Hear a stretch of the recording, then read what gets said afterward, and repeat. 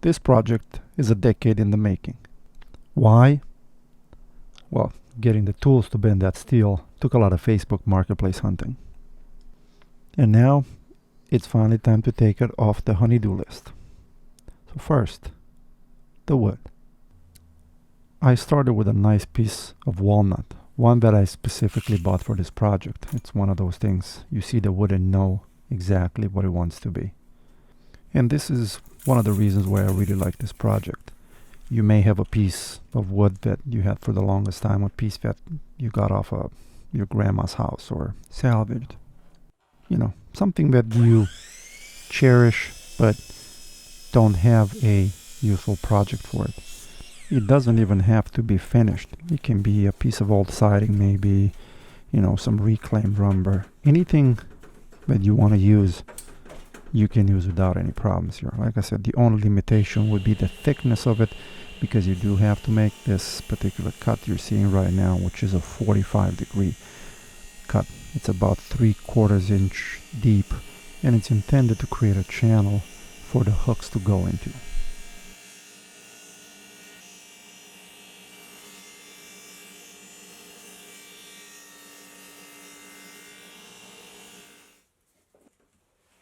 There are a variety of ways to attach this to the wall, but I chose to route some keyholes. The only issue with that is if you're making this for somebody else and you're not sure exactly of the position of the studs or where it's going to get connected, you may want to route multiple ones or try to find an alternate method of hanging. In my case, it's made for me, so I already knew exactly what the position was, so I basically mirrored that.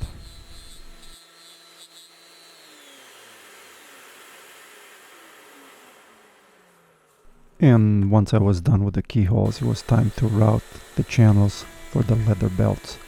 This would have been a good time to measure the leather in the fastener to make sure the routing depth was enough to clear the thickness in the fastener, but I didn't. So, word of caution, measure and adjust the routing depth accordingly.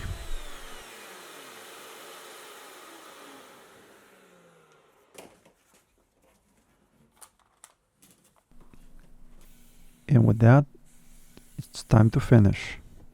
Well, some finish.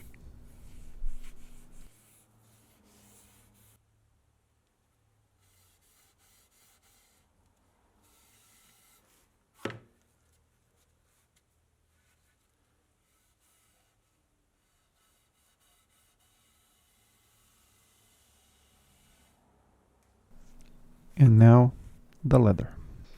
Using a strap cutter, I cut a few belts.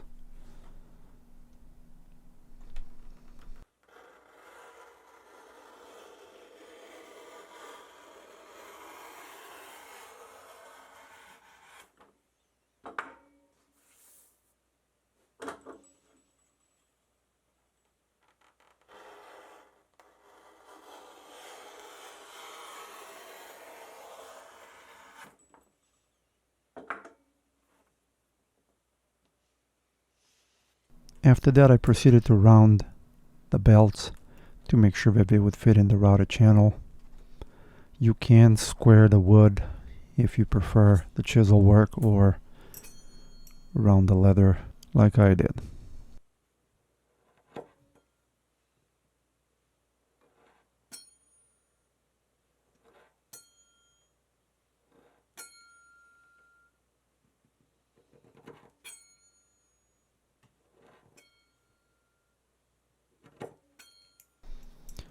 And now, because I didn't measure the thickness of the leather, a little bit of skiving.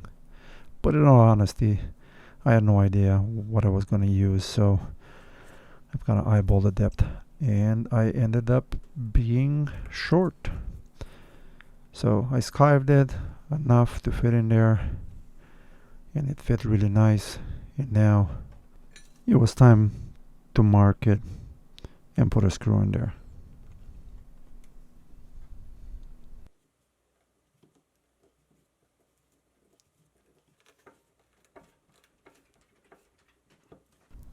And with that, both wood and leather are done. this is what the final product looks like just before it gets the hooks.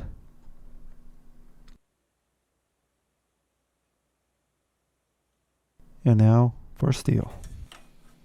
The hooks are made out of stainless that I bought from my local metal supplier as a scrap piece, as it's always a lot cheaper. But it's exactly what I needed. It was the perfect width and the perfect gauge.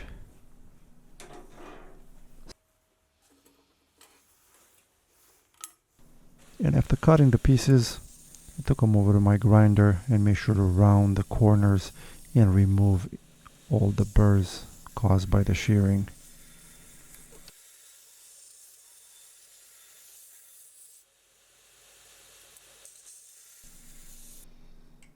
And then it was all about the bending.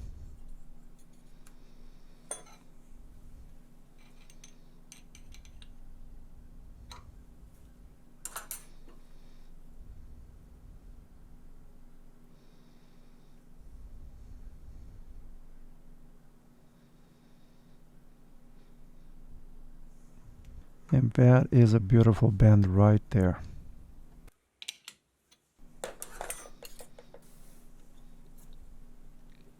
And for the second bend,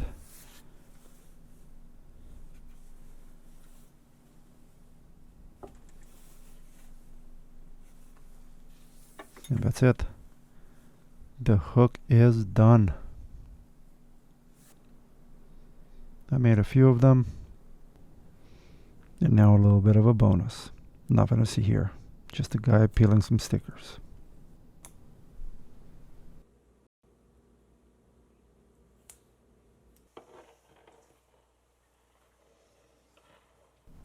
And I use my trusty magnet to find the studs and a screw to hold it. And I was getting ready for installation.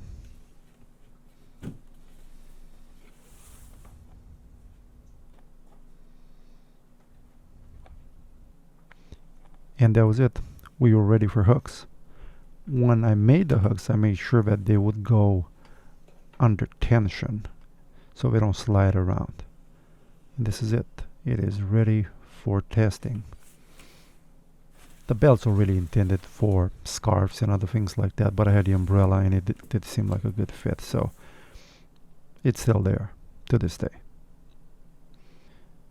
And this is pretty much it. I'm gonna leave you here with some close-ups, and I guess we'll see each other when I finish the next project.